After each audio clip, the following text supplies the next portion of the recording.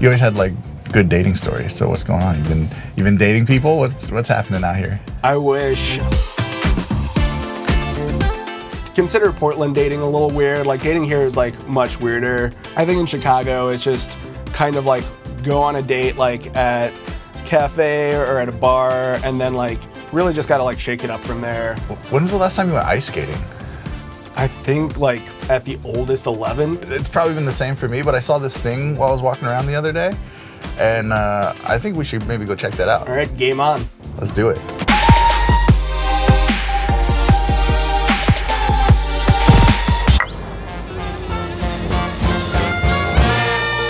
Ah, Chicago. A city known for its food, music, extreme weather, and in my case, some rowdy late nights. My partner in crime for many of those late nights is this longtime coffee pro and native Chicagoan, Perez. This is horrible. If somebody suggested this for a date, I would leave. Chicago seems to be a magnet for people like me. Lovers of restaurants, record stores, museums, and I think it goes without saying, coffee. Ayers moved around a bit, but Chicago is home and always eventually calls them back.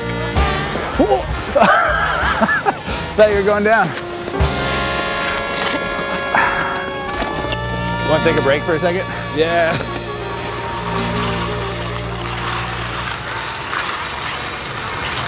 Like, what's changed about the city, and like what keeps bringing you back home? I think like the city's always changing, no matter what. Like I'll leave for maybe a month, I'll come back and there'll be a new coffee shop, the neighborhood will look completely different. Fingers crossed though, every time that like a place I love doesn't close. Yeah. But I think a lot of like what keeps Chicago always stays the same. We're always gonna have like a great community coming around each other, either in coffee or in like the music scene or like any type of DIY scene. Yeah. And there's always gonna be like people like down to do cool stuff. Yeah, that's awesome, man. And then you can always like just stay out late till like a 4 or 5 a.m. bar. That is true. You can drink all night if you really want to. Just really get into some trouble. Find one of those Chicago handshakes or something. Oh yeah. What is that exactly? Hold that thought. We'll get our handshake in Chicago style a little later on. Right now, I want to get back on the ice. All right, you want to try this again? Yeah. Let's do it.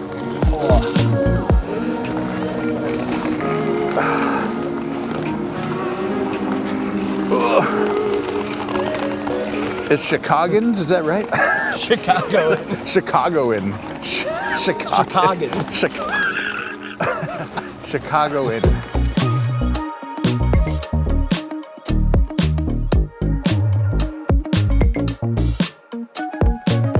Whenever I'm traveling, I have a list that's a mile long full of cafes I'm excited to visit. But I always start with some old favorites, and I know just where to go. Dark Matter Coffee has been a staple in the Chicago coffee scene since 2007. Their mothership location, prominently located in the Ukrainian Village neighborhood, is the perfect place to grab a drink and get an idea of what Chicago's coffee scene is all about. I met up with retail general manager Sarah Riddle to talk Chicago coffee and get a behind-the-scenes look at the Dark Matter magic.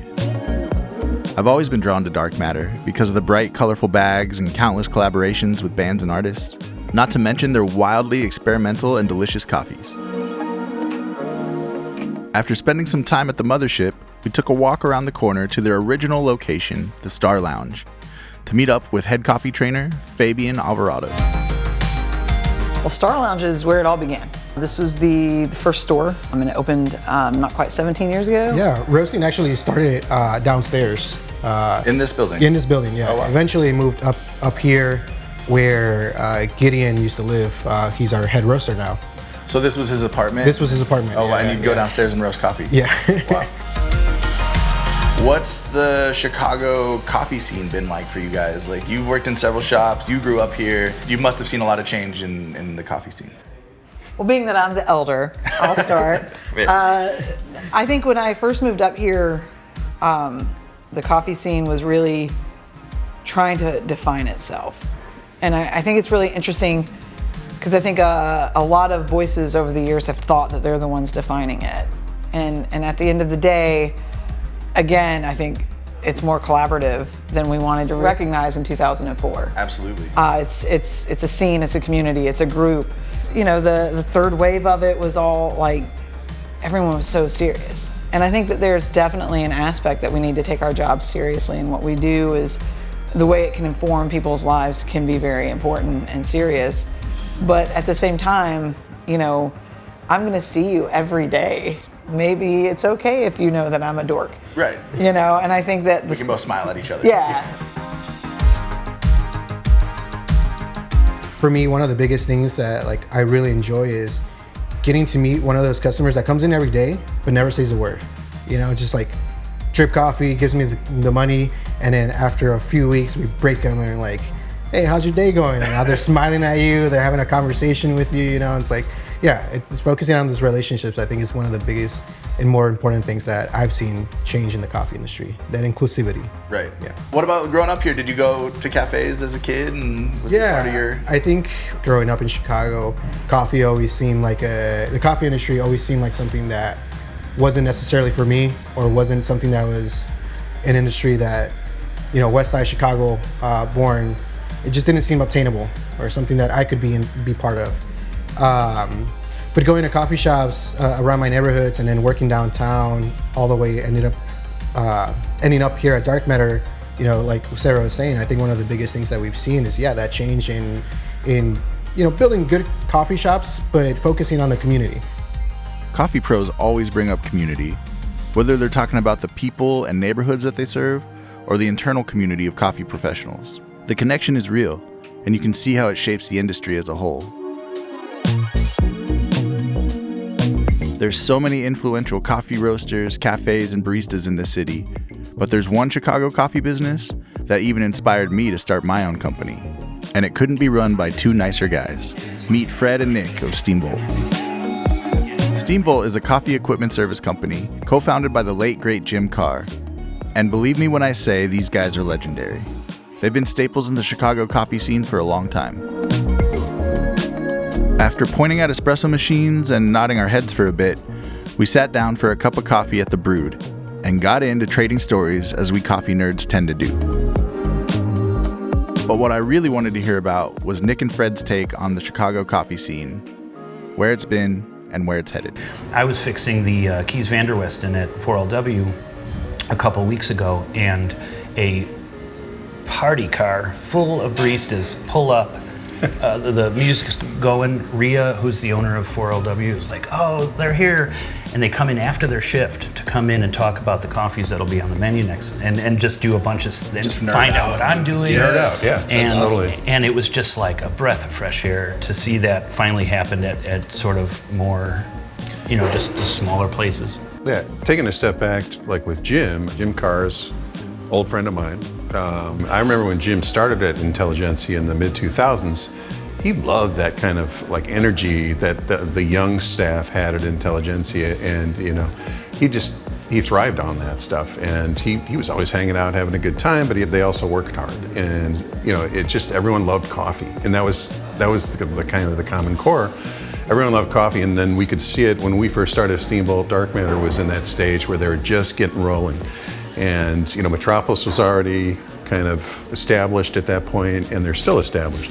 But the younger companies are just the ones where you just see the excitement, and you're talking about that now with 4LW and that like group. They've grown up a lot, right? Since you saw them start. A little outfit like Metric has grown up quite a bit too. You know, Darko and Xavier started that out right around the same time Steamvolt started, and it's just fun to see the little guys come up, and you see all the young people who are into coffee, excited about what they're doing. Thanks for the segue, Fred. Just outside Chicago's West Loop, you can dip into the industrial Kenzie corridor. There, you'll find the effortlessly cool Metric Coffee.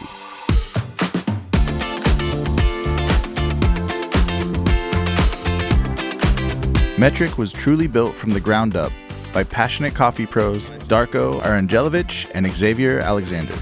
This is the original spot. This is the space. Correct. This is the spot. Yeah. The spot. Yep. And there was no cafe. It was just. It was one old chair and a roaster.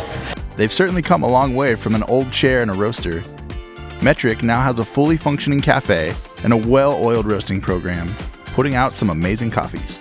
And their latest project, a bakery called Bright, is serving up some delicious treats. A little bit about Bright. We've been started off as the concept was donut, but as of maybe 7 months ago, my wife became involved with managing the kitchen. So having Bright as its own separate company could allow us to have fun with not just the branding, but also like experiment with different flavors. You guys worked in coffee before. You started Metric here, obviously. So what have you sort of seen change in those years? Like, It's fun. It used to be all more strict in a sense, more like it'll relax, but didn't lose that connective tissue between the love of the coffee, the serving, and hospitality overall. Right. Then anything that we're trying hard, we're gonna back up for a minute and ask ourselves if that really needs that much energy, and it's a complex thing we want to do, or it just doesn't speak to us. Yeah. And we try to do things that makes us happy, and that passion kind of has the legs that that feeling doesn't lie. Right. It goes, it's obvious. In 2010, I think that's when I had met Darko, and I was a roaster quality control specialist for Intelligentsia. Michael Phillips had just won the barista championship, so there was a lot of pride here in Chicago. And then so all the cafes and staff and people, I felt like all those people involved at that time were rock stars. Like they put so much attention and care into the hospitality side, into the educational side. And They worship coffee. oh yeah. like that felt magical. Whereas I think, now 10 years later, there's been a shift, and I won't say it's bad, it's just different. And where we're going, I can't speak for everybody, for the industry at large, but I think for us is we really want to capture or maybe recapture some of that essence that we maybe lost along the way. Everybody has a vision, and it's not right or wrong. Right. And more of us, it's better for the city, better for customers. It's better to have options to choose. Nobody, again, owns the coffee. It's no reason to be. Yeah. It's community. Yeah, Yeah. 100%. There's more to the coffee industry than just cafes and roasteries, and I've got a great example for you. Next time you're in Chicago and have a little extra time, I'd recommend taking a ride out to the burbs and meet the friendly folks at Fetco.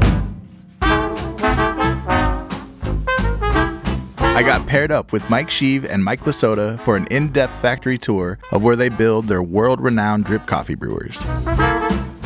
There's a long history of manufacturing in the Midwest, so it's no surprise that Fetco laid down roots just outside the city. Fetco was founded back in May of 1987 by Ziggy Lassota and Christopher Nowak. Okay. And I can't imagine this was your first building. No, it wasn't. Back then, we were in Glenview in a very small facility. Okay. We outgrew that facility. We moved to Lincolnshire. And finally, the decision was made. Let's look for some land. Let's buy some land and build our own facility. And this is what you see right here. Wow. And what year did you get here? We moved in January of 2005. Okay. With that new building, did a lot of new equipment come with it? Or? So slowly added over time. We obviously moved everything out of our Lincolnshire locations here, but then we added additional lasers, additional press brakes, robots. Okay. We have two different CNC lasers. Okay. They're both from Bystronic. One's a CO2 laser that we've had for a number of years, and the other is a brand new fiber laser that can cut at least twice as fast as the older machine. We bring all the flat blanks that are cut on the lasers over here, and we bring them onto our press brakes. Here we'll set the machines up with different tooling to be able to bend all the parts and add all the bent features to the part, but it's still in the individual part form. You might not completely recognize them just yet. Well, at the very beginning, the press brakes were hand press brakes. Everything was done by hand at the beginning. Amazing. So much craftsmanship and technology goes into every piece of Fetco machinery. It makes you think about how much unseen work happens before your barista can grab you that drip to go from your favorite cafe.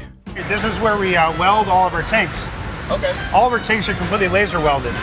So after the forming operation, we'll do a seam weld on the tanks, and then they'll all come over here. And after the seam welding, we'll do some spot welding, put the tops and bottoms in. They come back over here. We do a full seam weld on all the parts to make a watertight tank. Okay.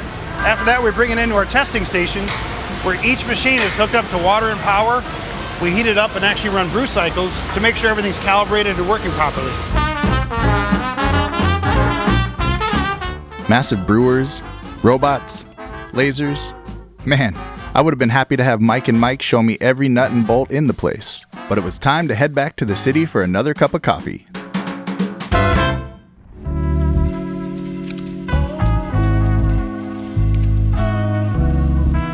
Getting back to that mile-long list of new cafes I want to visit, Soloway, a brand new cafe in the Lincoln Park neighborhood, sits at the top. Soloway might be new to Chicago, but owners Artur and Iriyna Yuzvic have been in the coffee biz for a while now. They also run a roastery in Ukraine and wanted to bring a bit of Ukrainian coffee culture to Chicago, starting with the name. The way you understand Soloway for foreigners and for Ukrainians is very different. At the same time, it's very similar because you start your solo day with our Soloway, and it's a very early bird. We want to make sure the guests are waking up with our coffee. І ми хочемо показати людям, навіть якщо вони не знають, що ця назва означає, щоб вони читали, пізнавали, щоб вони шукали, чому саме ця назва. І насправді це не просто назва, ми собі придумали.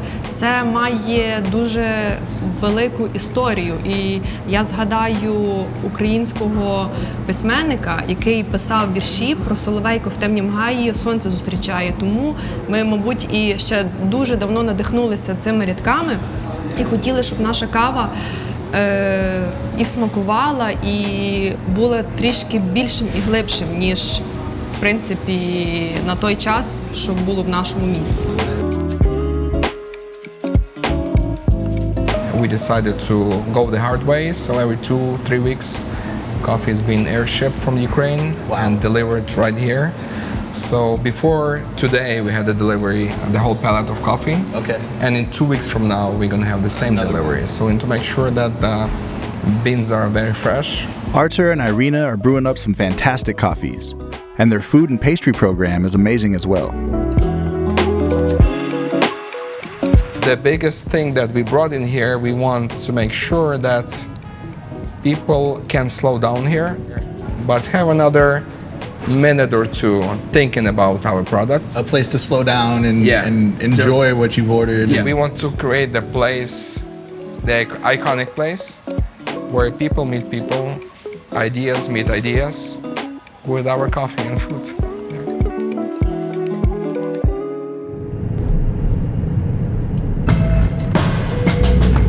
I don't know about you, but I'm always busy. I'm constantly on the road, and weekends are spent going from coffee shop to coffee shop. In fact, I can't remember the last time I didn't have something to do, which is exactly why I had to see Everybody's Busy. This is Melissa Stinson.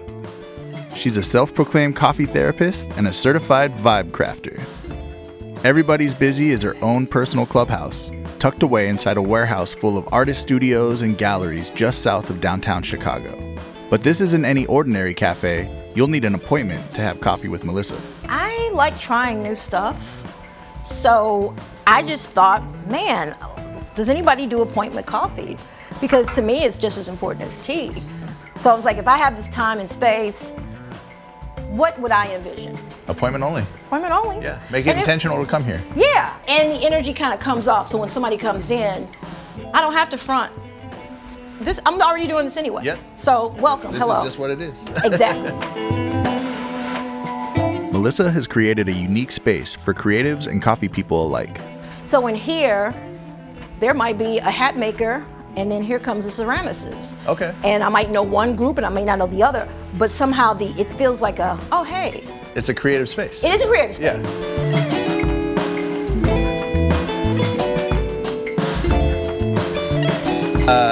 Can I make you a drink? Yeah. Yeah? Has anyone done that? No. No? No one's ever made me a drink like on your gear and your Nope. All right. Nope. So I'm gonna look. I'm working on relinquishing control. So this is it. Okay.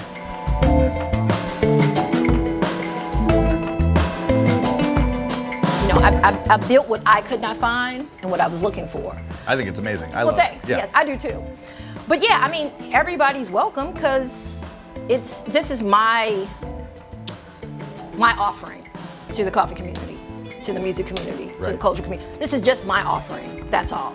At Everybody's Busy, you're not just getting coffee from Melissa, you're having coffee with Melissa. I'm a coffee therapist and you're coming to my studio. I love that. Because that's kind of what happens, you know, like you have a seat, I got you, all you have to do is sit down. You don't have to worry about anything. And we sit and we talk. The number one is not the coffee, it's you. Right. With a good side of coffee. And it feels good in here. It smells good. The coffee's good. And I think that's something more people should embrace and like try and slow down and find time to make an appointment and come sit and have a coffee. I think they should. I think you know, I'm the thing you don't know you need. Couldn't have said it better myself. I bet you thought we forgot about that Chicago handshake. Don't worry, Air didn't, and they knew just where to take me. Hexe Coffee is without a doubt my kind of place.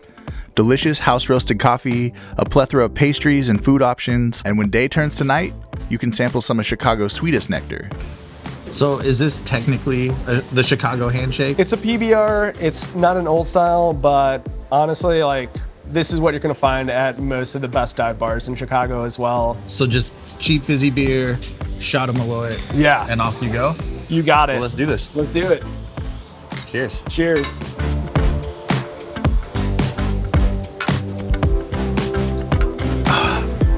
Okay. Yeah. This is normal? This is normal. Okay. It's a good batch. At this point, I've had far too much coffee, and I could sure use a little something to soak up that Malort. Once again, my trusty accomplice Air is here to point me in the right direction. Can we get 2 Polish sausage? Separate bag together. Separate bag. The Windy City, City of Big Shoulders, Second City, whatever your preferred nickname is, there's no doubt in my mind that Chicago is a coffee city. We did it. Man, it's been a whirlwind trip, but I think our time here was well spent. To Chicago. To Chicago. Do we cheers to a hot dog? Why not? So long, Chicago. I can't wait to come back.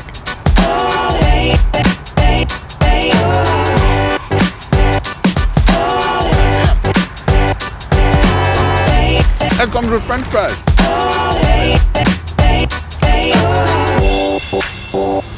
Didn't even say that. All right. I'm happy. I can leave now.